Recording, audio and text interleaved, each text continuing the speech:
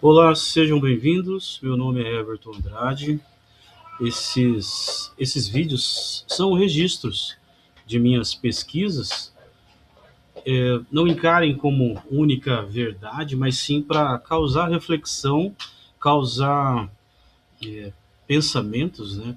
Um pensamento crítico. Só dando um exemplo, esse vídeo vai falar sobre a formação de conceitos. Ele dá ali 3 passos: isolar as características relevantes de um objeto, aplicar essas características a outros objetos semelhantes e agrupar objetos em classes mentais distintas. Então a ideia é pensar sobre a formação dos conceitos, como nós aplicamos, quais os valores esses conceitos têm nas nossas decisões, na tomada de decisão, a relação com o pensamento e a nossa vida, o nosso comportamento. Eu estudo o comportamento humano, aplico através da psicanálise e fico à disposição. A ideia é usar os comentários para a gente evoluir nestes pensamentos. Eu uso a inteligência artificial para fazer esses slides e também o áudio que vai ser colocado agora também é feito pela inteligência artificial, mas através de uma pesquisa que eu acabo consolidando. Então, bom vídeo aí, boas reflexões, obrigado. Olá e boas-vindas a mais um mergulho profundo. Eu estou muito animado para a discussão de hoje, porque a nossa missão é desvendar algo que está, assim, bem diante dos nossos olhos. É, ou melhor, operando silenciosamente por trás deles, né? Exatamente. A ideia é explorar o que eu gosto de chamar de caixas invisíveis, aquelas estruturas mentais que formatam absolutamente toda a percepção da realidade humana. E é um exercício fascinante se a gente parar para pensar, porque sem essas etiquetas mentais sutis, o mundo ao nosso redor seria só um borrão caótico, sabe? Um ruído puro de cores e luzes sem o menor sentido prático. Total.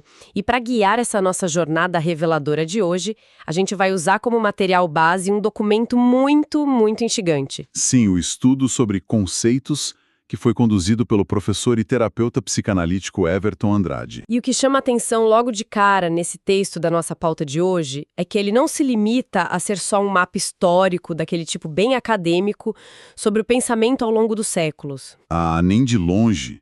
Ele constrói uma ponte belíssima e super prática.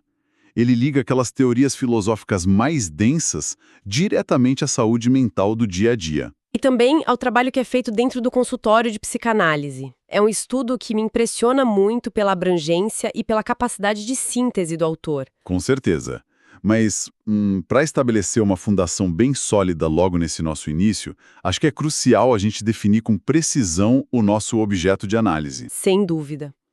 Quando o texto fala sobre um conceito, a referência não é ao objeto físico e tangível lá fora no mundo material. Não é a coisa em si que a gente toca. Não, o conceito é fundamentalmente uma representação mental. Trata-se de um resumo, tipo uma síntese das características essenciais que permitem a gente agrupar várias coisas em uma mesma categoria. É quase como se fosse o mecanismo que a mente usa para empacotar a vastidão da realidade. Exato. Para a gente conseguir interagir com o mundo de uma forma minimamente eficiente e, bom, são. Tem um exemplo no texto que eu acho maravilhoso. Ele ilustra essa diferença de um jeito muito palpável. O autor usa a figura da cadeira. A clássica cadeira da filosofia. Essa mesma. O conceito de cadeira não é aquela cadeira de madeira específica com estofado vermelho que fica lá na sua sala de jantar. O conceito é uma abstração. Sim, é um conjunto invisível de atributos. Tipo, algo que foi feito primariamente para sentar, que geralmente tem um encosto e alguma estrutura de elevação do chão. É essa ideia abstrata, essa caixa invisível que permite que qualquer pessoa olhe para um puff de couro ou um banco de praça. Ou até por um assento de plástico em um estádio de futebol. Isso. E quase magicamente a pessoa reconhece a função daquilo sem precisar ler um manual de instruções. Certo. Vamos desempacotar isso. Porque o material menciona que a própria origem da palavra já entrega uma pista maravilhosa sobre como o nosso cérebro opera na prática. A etimologia aqui funciona como uma metáfora de uma profundidade imensa. Como é que essa etimologia explica a mecânica da coisa? Bom, A palavra vem do latim conceptus, que é o particípio passado do verbo concepire. E ao dissecar esse termo, a gente encontra o prefixo com, que carrega a ideia de junto ou algo feito em totalidade. Somado à raiz capere, né? Então, no sentido mais literal possível, formar um conceito significa colher junto ou gerar dentro de si. Nossa, gerar dentro de si. O autor faz uma aproximação bem bonita com a biologia aí, não faz? Faz, é belíssima. O ato mental de criar um conceito é descrito como uma verdadeira gestação. Uma gestação mental. A nossa mente passa a vida recolhendo fragmentos soltos de experiências, de sensações e de informações da realidade, e aí num processo silencioso, ela gera dentro de si uma unidade de significado totalmente nova. Essa imagem muda completamente a forma de encarar o aprendizado para quem está acompanhando a gente. Mas, lendo o histórico no texto, fica bem claro que a humanidade demorou muitos e muitos séculos para chegar nessa conclusão. Demorou bastante. Invisíveis moravam. Essa é a grande reviravolta histórica detalhada no estudo. Na antiguidade, a visão era radicalmente diferente. Na época de Platão, como eles enxergavam essa dinâmica? Platão defendia que os conceitos, que ele chamava de ideias ou formas com letra maiúscula, não eram criações da nossa mente. Eram o quê, então? Entidades flutuando por aí? Quase isso. Ele dizia que eram entidades perfeitas que existiam num plano metafísico à parte. Para ele, o mundo físico era só uma sombra imperfeita dessas ideias eternas. Como o mito da caverna. Exato. Mas aí Aristóteles vem logo em seguida e traz essa discussão das nuvens de volta para a terra firme. Naquela obra dele, o Órgão. Isso. Especificamente na seção sobre categorias. Aristóteles cria as bases para a lógica que a gente usa até hoje. Ele postula que os conceitos são extraídos da observação do mundo sensível. Tem uma citação bem esclarecedora no material sobre os perigos da confusão lógica, né? Tem sim.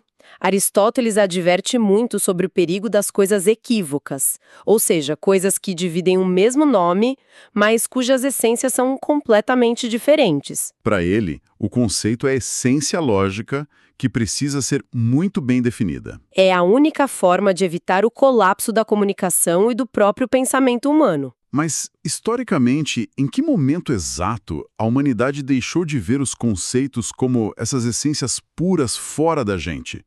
Porque acompanhando o texto, fica a sensação de que, durante a Idade Média, os caras ainda debatiam se beleza ou justiça era uma coisa real no universo. Sim, eles debatiam exaustivamente se era uma entidade real ou só um barulho que a gente faz com a boca. Essa transição para dentro da mente humana parece uma virada de chave gigantesca quando acontece. É uma virada colossal e ela tem nome e sobrenome. Immanuel Kant. O grande salto na modernidade. O estudo destaca o Kant e a crítica da razão pura como o grande ponto de inflexão. Ele propõe uma inversão total de perspectiva. Como assim? Ele argumenta que os conceitos não são propriedades inerentes aos objetos lá fora, tipo esperando para serem descobertas.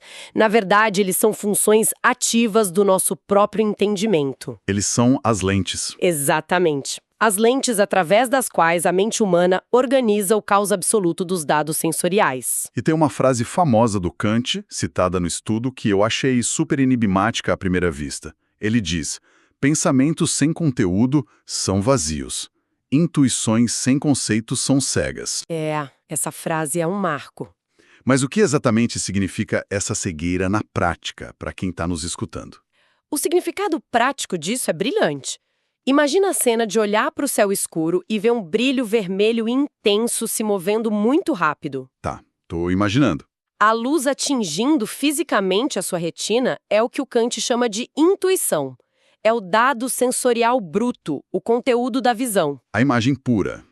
Mas que a sua mente não possui o conceito prévio de um sinalizador de emergência, ou de um meteoro, ou de um avião comercial. Aquele brilho vermelho é cognitivamente inútil. Completamente. A pessoa vê com os olhos físicos, mas a mente é cega para o significado daquilo. Não tem compreensão, logo não tem como tomar uma decisão de sobrevivência. A gente não saberia se precisa correr ou só tirar uma foto. Kant estabeleceu que o conceito é exatamente o que transforma o ruído do universo numa sinfonia compreensível. Sem a lente do conceito, a nossa experiência seria um fluxo de informações insuportável. Suportável e sem nenhum nexo. Essa ideia da lente que organiza o caos faz todo o sentido do mundo. Faz muito sentido. Mas lendo o material, o texto dá a entender que essa visão kantiana, por mais revolucionária que tenha sido, ainda carregava uma certa rigidez estrutural. As coisas ainda eram muito quadradas. E aí o século XX chega para bagunçar todas essas regras. O século XX chega com os 2 pés na porta. O que acontece quando a filosofia moderna decide questionar a fixidez dessas lentes? O que é fascinante aqui é a entrada em cena de Ludwig Wittgenstein com a obra Investigações Filosóficas.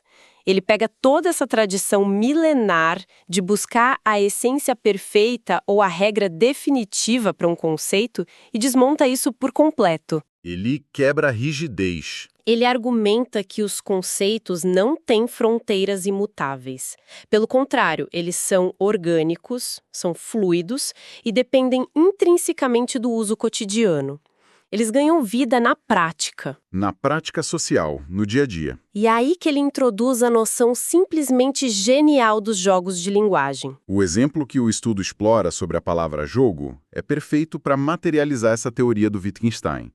Porque se a gente tentar criar uma lista rígida de regras para definir o conceito de jogo, a frustração é garantida. É impossível. Pensa bem, o xadrez exige concentração extrema e silêncio absoluto. Já o futebol exige esforço físico intenso e grama.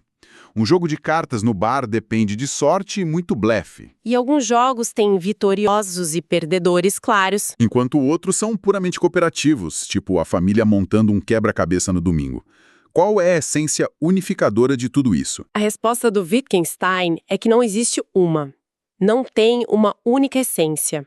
O que mantém o conceito unido é só uma rede do que ele chama de semelhanças de família. Como funciona essa semelhança de família? É pensar uma família grande mesmo. Parentes compartilham o formato do nariz aqui, a cor dos olhos ali, o formato do queixo acolá, mas não tem uma única característica física que está presente em todos os membros daquela família. Entendi. É uma sobreposição contínua. Os conceitos funcionam igualzinho. Eles se conectam por fios tênues de semelhanças que vão se cruzando, dependendo do contexto em que a palavra é acionada lá na sociedade. Olha, aqui é que a coisa fica realmente interessante. É. Porque até agora, na nossa conversa, a gente estava muito no campo das ideias e das teses filosóficas mais abstratas.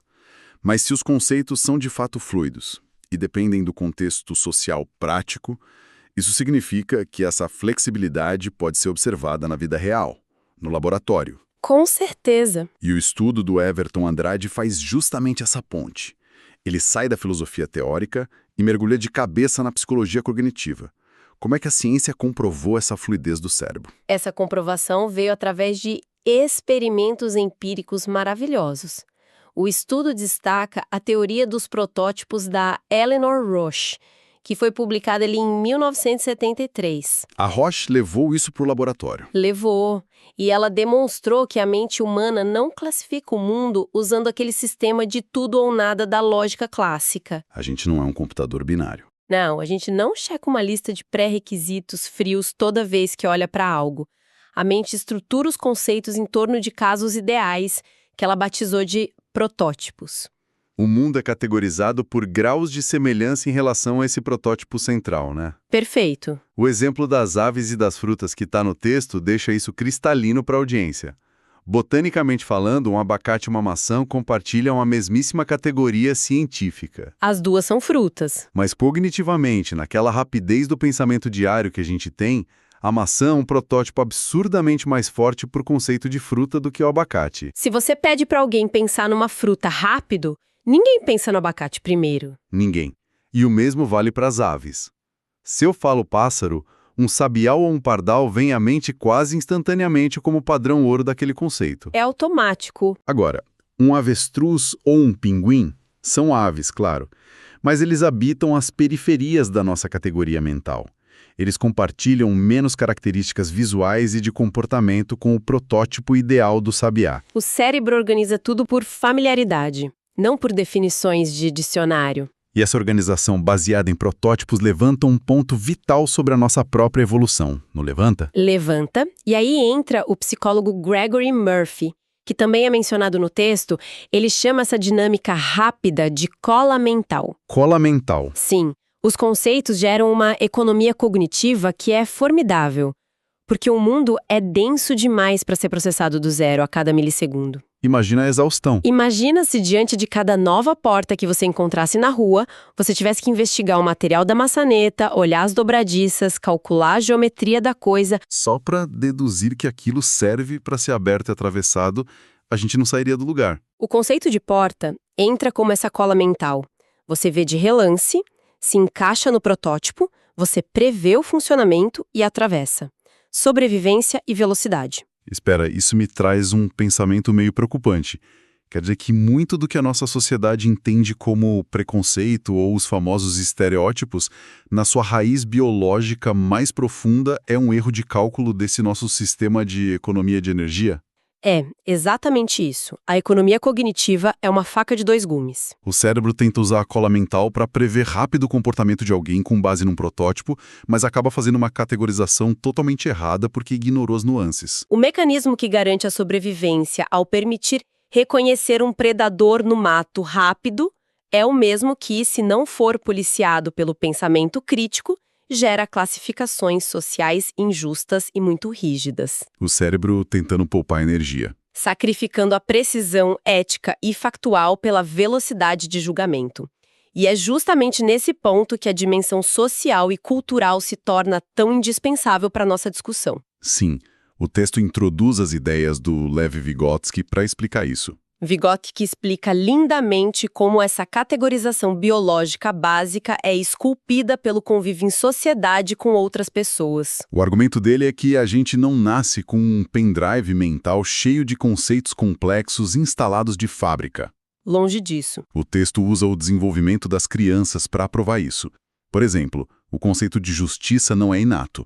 Uma criança lá no parquinho chora desesperada porque outra pegou o brinquedo dela. A sensação de perda ali é crua, é imediata. É instinto puro. Mas com o tempo, através da mediação ali dos pais, dos professores na escola e da própria cultura ao redor, essa experiência rudimentar vai ganhando linguagem. Vai sendo nomeada. Vai sendo comparada com outras situações e debatida, até se transformar naquele conceito científico e extremamente abstrato de justiça. O mesmo conceito que permite a um juiz tomar decisões complexas num tribunal décadas depois. É fascinante.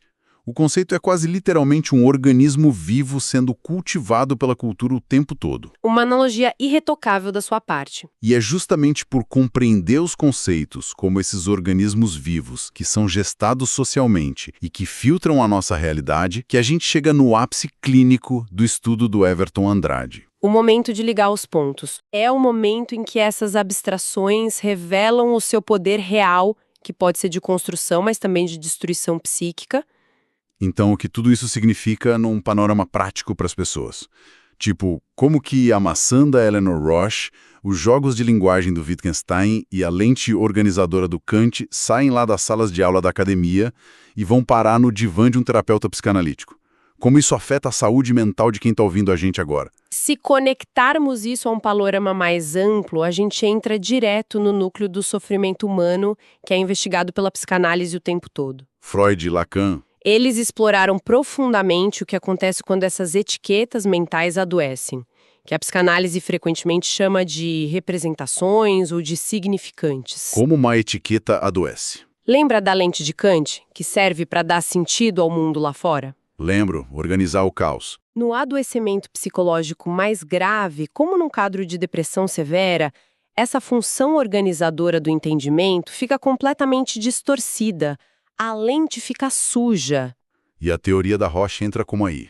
Quando aplicamos a teoria dos protótipos da Roche nisso, a gente percebe que o protótipo central da vida daquele sujeito muda drasticamente para pior. É nesse ponto que a leitura do texto fica bem densa e profunda. Ele usa o conceito de fracasso para ilustrar. Sim. Porque assim, numa mente operando com flexibilidade normal, O fracasso é visto como um evento isolado, né? Faz parte da vida. Mas no adoecimento, o protótipo de qualquer tentativa ou ação passa a ser o erro. Como você disse, a lente está viciada. Qualquer estímulo da realidade não é processado com as nuances que deveria ter. Um e-mail do chefe com um pequeno erro de digitação ou um olhar levemente distraído de um parceiro. Essa informação, por mais neutra que seja, é capturada e jogada imediatamente na caixa invisível do conceito central que dita lá dentro da pessoa. Eu sou uma fraude ou eu sou totalmente incapaz. A mente perde a capacidade vital de ver as diferenças do dia a dia e enxerga apenas a semelhança com seu pior medo interno. E a investigação de como esses conceitos tão rígidos e absolutistas se instalam na nossa mente é o coração do trabalho clínico de um analista. Como eles se instalam com tanta força? O Lacan demonstrou muito bem como essas categorias mentais não são formadas apenas por definições lógicas de dicionário. Elas são formadas por intensas cargas afetivas, e geralmente na primeira infância. O estudo fornece um exemplo extremamente palpável e, honestamente, doloroso de ler. Muito doloroso. O texto pede para a gente pensar numa criança que, durante o desenvolvimento, escuta repetidas vezes de uma figura de grande autoridade, como um pai, a seguinte frase: estudar é perda de tempo. Isso não é absorvido pela criança apenas como uma opinião alheia qualquer. Não entra por um ouvido e sai pelo outro. Não. Isso estrutura um conceito fundamental na mente em formação daquela criança. Transforma-se num significante aprisionador. É a gestação de um conceito doente. Aí essa criança cresce, entra na universidade e, de repente, do nada, começa a se sabotar nos exames importantes.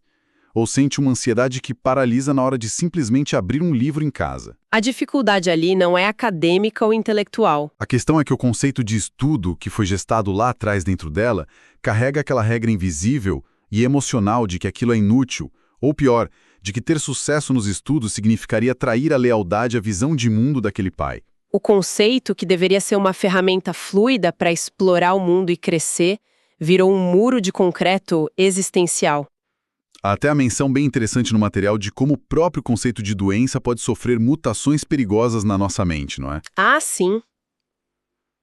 Sendo usado de forma totalmente inconsciente para ganhos secundários. Como manter a família por perto através daquele cuidado e preocupação constantes. A pessoa não apenas tem uma enfermidade clínica, ela passa a habitar o conceito de doente como sendo a sua única identidade possível. É um peso esmagador para a pessoa e para os familiares. E arrasador. Mas a grande contribuição do material do Everton Andrade, e o que traz esperança, é apresentar o caminho da elaboração, o caminho da cura clínica. E a cura, nesse nosso contexto, acontece primordialmente através da linguagem, né? Sim, a fala. É fascinante observar como aquelas teorias filosóficas super antigas que a gente estava discutindo se tornam ferramentas práticas diárias nas mãos de um bom analista.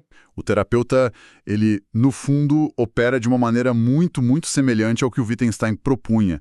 Ele vai tentar desconstruir o jogo de linguagem que o sujeito criou para si mesmo. Mas como se dá essa desconstrução na prática do dia a dia da terapia?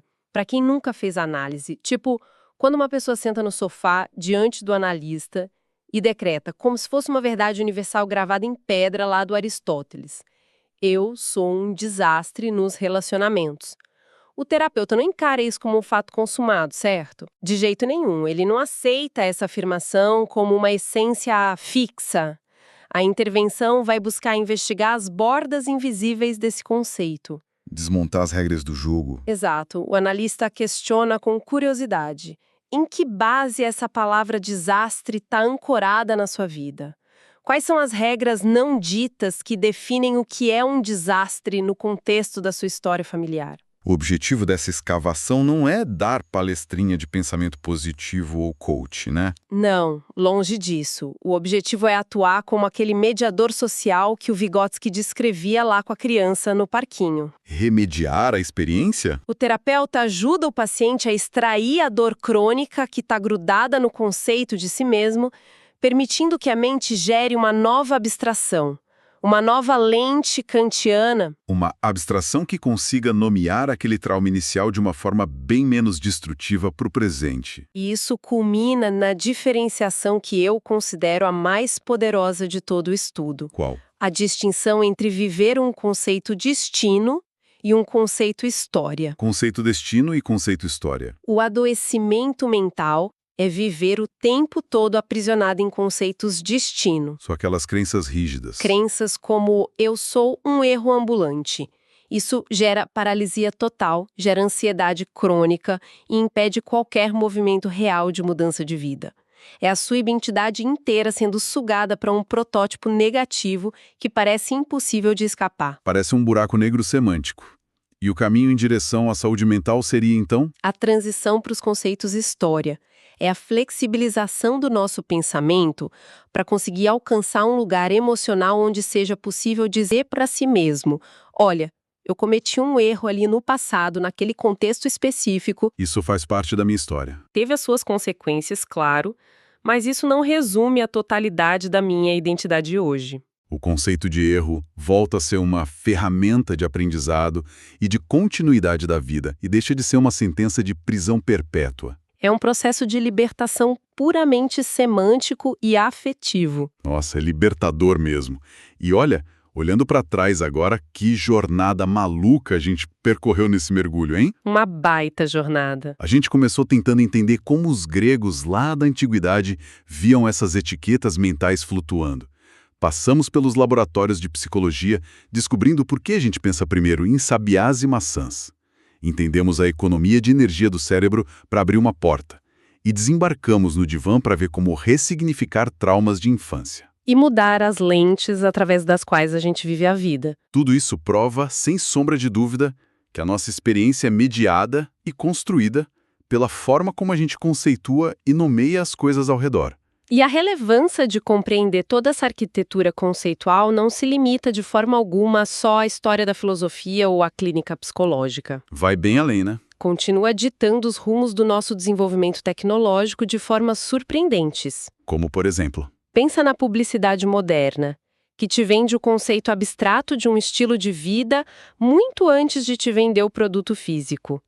Ou nas novas metodologias de educação que abandonaram a decoreba vazia em prol da verdadeira compreensão orgânica do conhecimento. E até a tecnologia pura e dura. Sim, até chegar na vanguarda da ciência de dados de hoje, onde ontologias inteiras de conhecimento humano estão sendo mapeadas de forma brutal para treinar modelos de linguagem. O estudo demonstra de forma maravilhosa como essas caixas invisíveis moldaram e vão continuar moldando tudo que a gente conhece.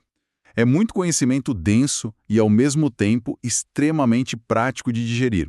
Um agradecimento imenso a todo mundo da nossa audiência por acompanhar a gente em mais este mergulho intelectual sobre os motores ocultos do pensamento. Foi um prazer. A sugestão que fica hoje é a de observar com um pouquinho mais de curiosidade as etiquetas invisíveis que a gente aplica à vida e às pessoas todos os dias. Um grande abraço a todos e nos encontramos na nossa próxima investigação. Olha, antes de fechar, eu acho que isso levanta uma questão importante, algo para ecoar na mente depois que o som desligar. A gente viu, com muita riqueza de detalhes hoje, que a construção de conceitos é orgânica, ela é histórica e altamente sujeita a distorções. Aos preconceitos? A rigidez dessas categorias gera traumas profundos e paralisia existencial nas mentes, exigindo muitas vezes anos de terapia para conseguir ser desfeita. Considerando tudo isso, ao traduzir os nossos jogos de linguagem humanos tão cheios de falhas e transferir gigabytes de categorizações para treinar a inteligência artificial globalmente, inserindo a nossa mente nos servidores. Qual é o risco iminente de estarmos programando e automatizando nas máquinas de amanhã, em escala planetária, os exatos mesmos conceitos de destino e armadilhas cognitivas que a humanidade tem lutado tão arduamente no divã para tentar curar?